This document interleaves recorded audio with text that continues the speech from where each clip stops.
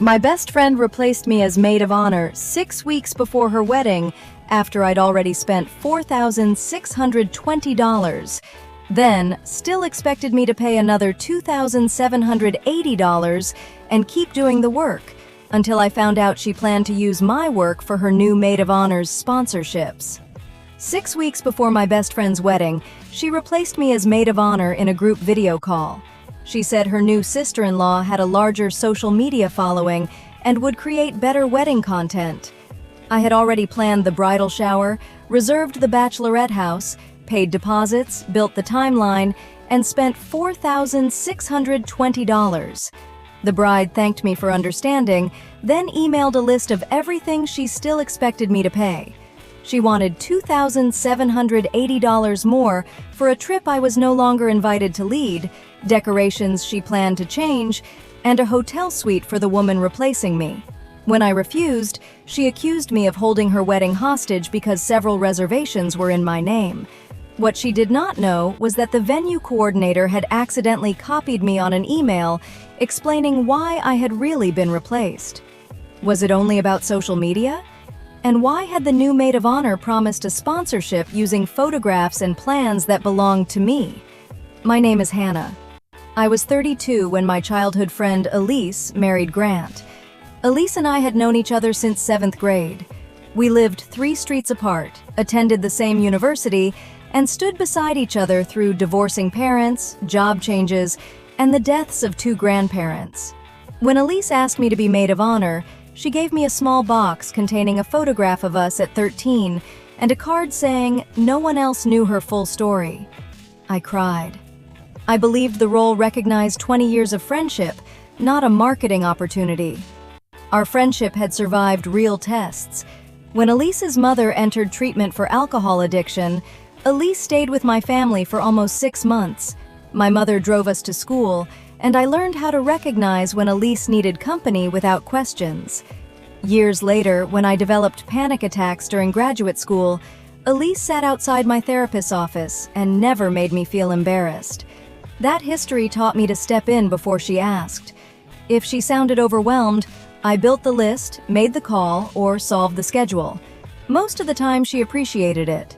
During the wedding, however, the same instinct became a reason she assumed I would continue working, regardless of how she treated me. Elise also knew I hated public conflict. At college, I once accepted responsibility for a damaged apartment table because 2 roommates were arguing and I wanted the fight to stop. Elise later teased me about being the person who paid for peace. I never imagined she would use that knowledge when money and status became involved. Elise initially described the wedding as romantic and classic, with 110 guests and a budget of $45,000. Grant's family owned several fitness studios and cared deeply about appearances. Once his older sister Vanessa became involved, the event expanded. Vanessa was 35 and had 186,000 followers on lifestyle platforms. She posted luxury travel, fitness routines, and sponsored home products. She was not part of the bridal party at first because Elise said she wanted only close personal friends. As maid of honor, I became the unpaid project manager. I work in event logistics for a university, so I knew how to compare contracts, build timelines, and prevent small details from becoming emergencies. Elise said my skills made her feel safe. I created a shared budget, scheduled dress appointments, gathered meal restrictions, and negotiated a room block. I designed the shower invitations using a template Elise chose and booked a lakeside house for the bachelorette weekend. The work occupied 5 to 8 hours most weeks. I created a vendor contact sheet, mapped the ceremony rehearsal, and built a backup plan for rain. When the florist changed delivery windows, I coordinated access with the venue. When Grant's aunt demanded a gluten-free children's meal that the caterer did not offer, I found an approved outside option. Elise often called after midnight with new ideas. I would talk her through the cost and add the feasible ones to the plan. She introduced me to Grant's parents as the reason the wedding would run perfectly. At the engagement party, Grant's father raised a glass and said, "Every bride needs a Hannah." Everyone laughed, including me. In hindsight, the sentence captured the problem. They did not see me only as Elise's oldest friend. I had become infrastructure. I never charged for the planning. A professional coordinator offering comparable service would have cost at least $4,000. I considered the work my gift, which was why Elise's later claim that I owed more for withdrawing felt especially distorted. The house required a $2,400 deposit. 8 guests agreed in writing to split the final cost, but the host allowed only 1 card. I used mine because Elise promised everyone would pay before the cancellation deadline. I also paid $1,150 toward the bridal shower venue and catering, $620 for my dress and alterations, $280 for custom decorations, and $170 for printing and supplies. Flights, gifts, and smaller expenses brought my total to $4,620. Some costs were supposed to be reimbursed, others were mine. I kept a spreadsheet because that is how I work, not because I distrusted Elise. 3 months before the wedding, Vanessa began attending planning meetings. She offered to create a wedding content package as her gift. That included short videos, vendor tags, and a feature on her page. Elise became fascinated by the possibility of sponsors. She asked me to photograph every vendor sample and send Vanessa the files. Vanessa proposed adding a champagne cart, floral installation, custom robes, and a recovery brunch because those items would perform well online. I warned Elise that free exposure was not the same as assigned sponsorship. Elise said, "Vanessa does this professionally. We should trust her connections." I asked Vanessa which vendors had confirmed discounts. Vanessa replied that negotiations worked better when the creative vision was not limited by spreadsheets. That sentence told me trouble was coming. The first conflict concerned the bachelorette house.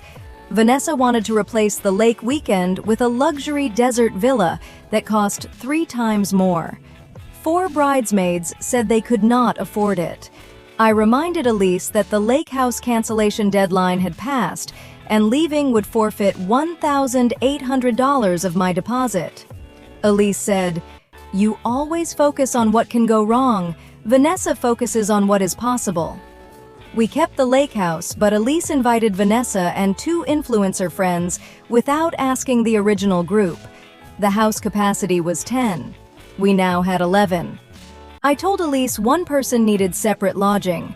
Vanessa suggested I sleep at a nearby motel because I had a car and was good at adapting. I said I would not leave the house I had booked and financially guaranteed. Elise called me territorial. We eventually removed one influencer friend, but the argument changed the tone of our conversations. The bridal shower was next. I had chosen a garden room at a local restaurant with simple ivory decorations. Vanessa sent Elise a mood board featuring a flower wall, neon sign, and branded gift bags. Elise asked me to recreate it within the existing budget. I obtained quotes showing the new design would add $3,400.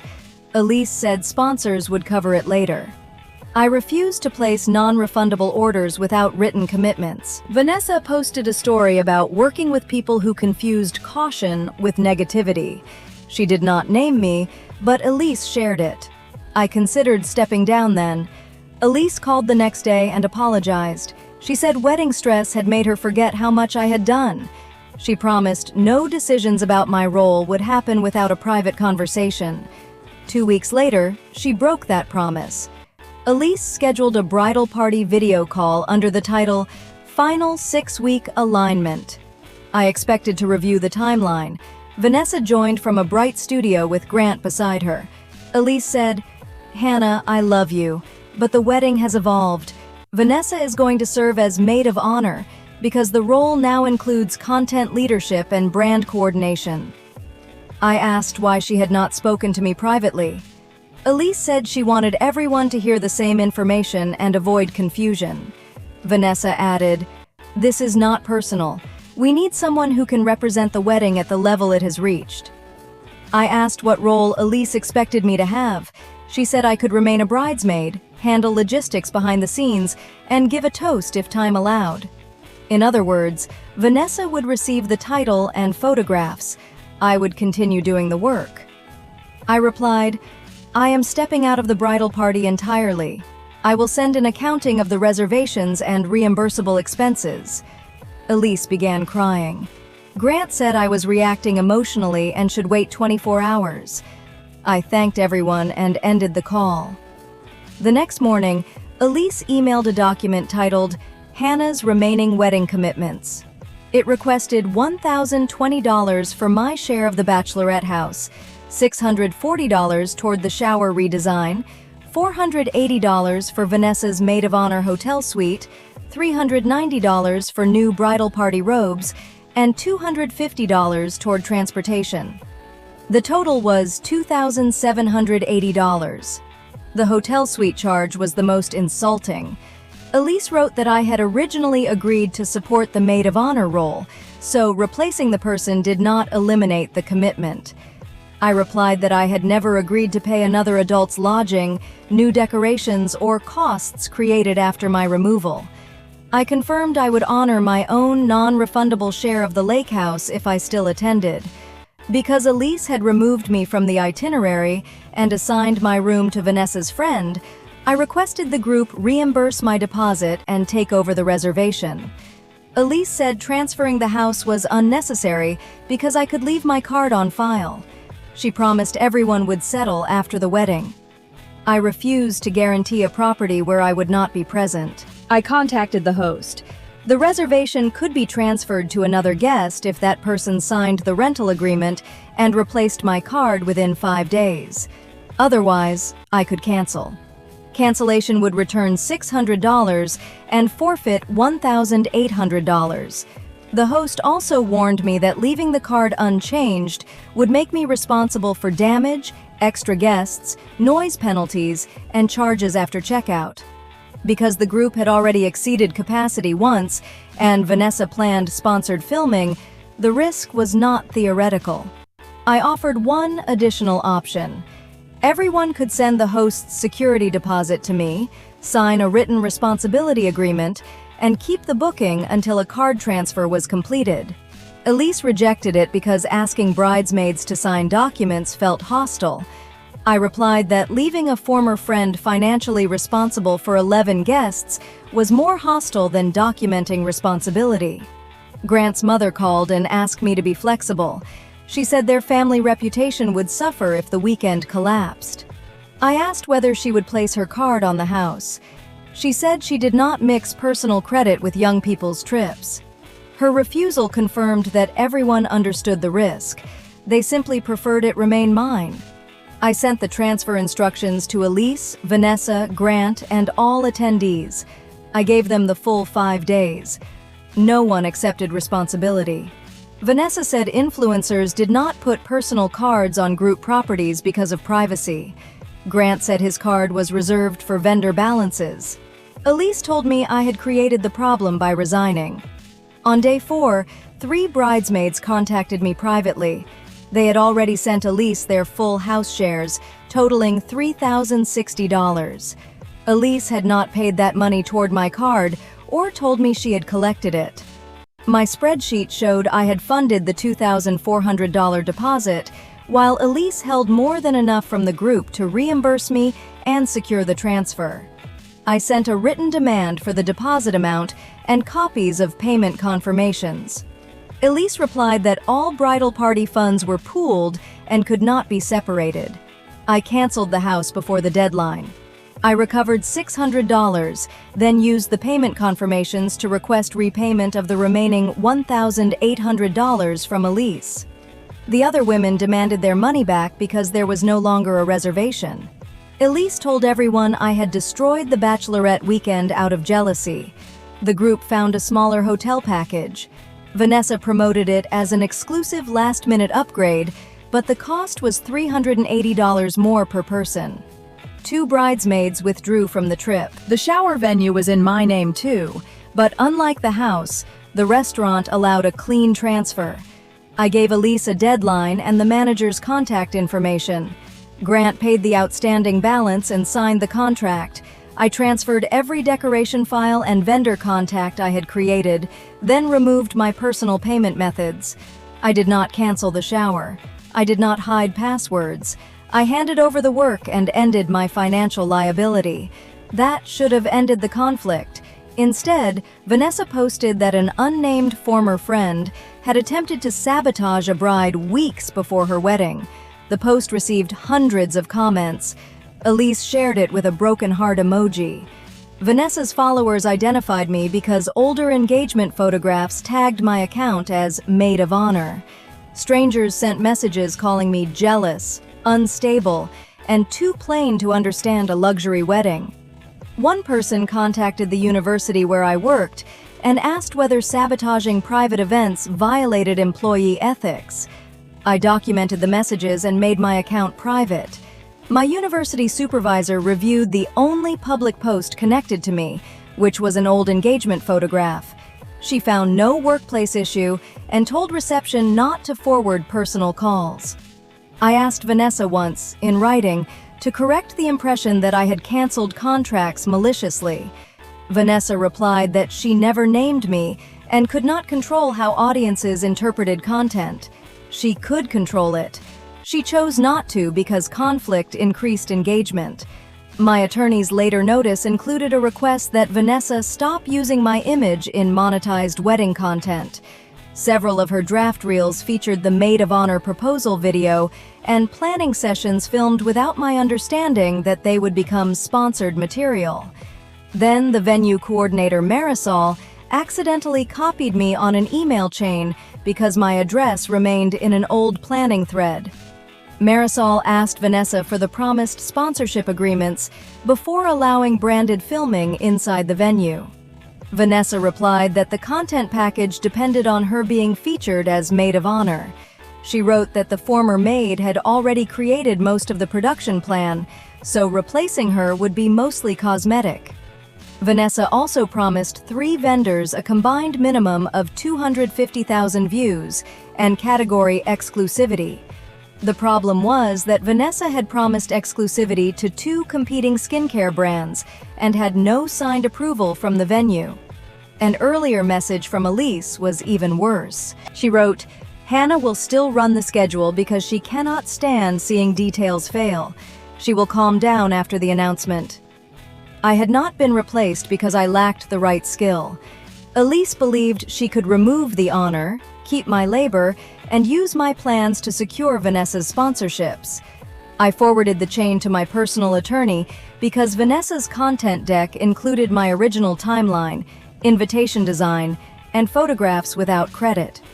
My attorney sent a narrow notice stating that I did not authorize use of my personal photographs or the planning document for commercial sponsorship.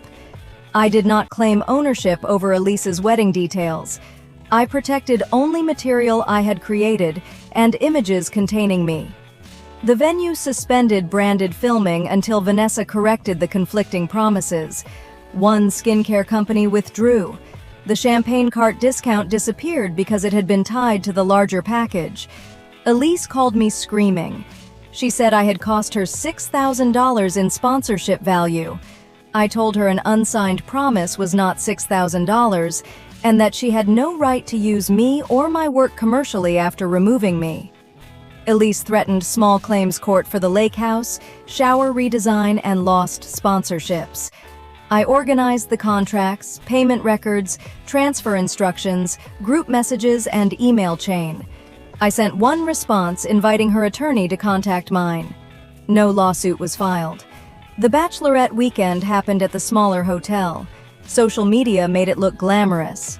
Priya, one of the bridesmaids, later told me they spent much of the first night assembling sponsor bags that never appeared online because the brand had withdrawn. The wedding also happened. I did not attend.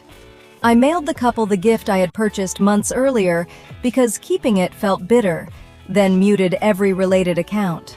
On the wedding morning, Elise texted me at 6:40 a.m. She said the florist had arrived at the wrong entrance and asked where the loading map was stored. The file had been transferred to Vanessa and remained in the shared folder. I replied with the folder path and copied Vanessa. Then I wrote, I am not the event contact. Please use the coordinator you selected. 2 hours later, Grant called because no one had printed the rain timeline. I did not answer. The forecast was clear, and the venue had a professional coordinator.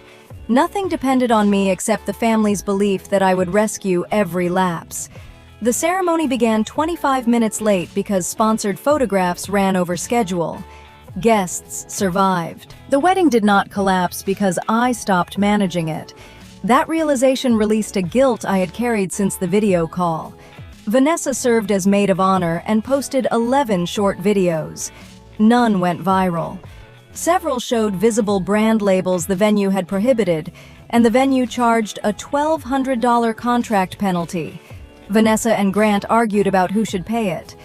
Elise's replacement did not create the effortless luxury she had imagined. It created more invoices. 3 weeks after the wedding, Grant contacted me about the missing bridal funds.